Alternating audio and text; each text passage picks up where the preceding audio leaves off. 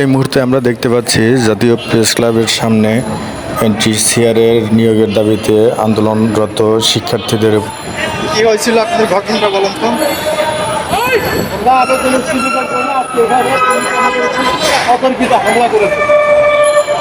আপনারা আপনাদের ন্যায্য নিয়োগের দাবিতে তো আন্দোলন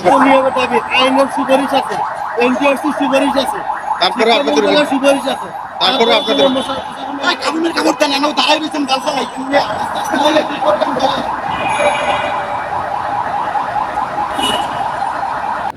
এক থেকে 17তম নিবন্ধনধারীরা জাতীয় প্রেস ক্লাবের সামনে শান্তিপ্রিয়ভাবে আন্দোলন করে যাচ্ছিল, কিন্তু এই মুহূর্তে পুলিশ অতর্কিতভাবে তাদের উপর সাউন্ড গ্রেনেড এবং রাবার বুলেট নিক্ষেপ করে।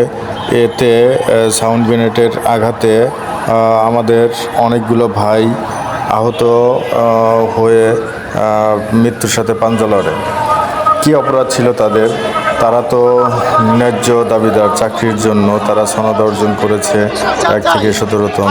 তাদের উপর কেন এই পুলিশের অমানবিক নির্যাতন এবং তাদের উপর কেন গুলি করা হলো? এই কারণে কি আসলে 5ই আগস্টে নতুন করে দেশ স্বাধীন হয়েছিল?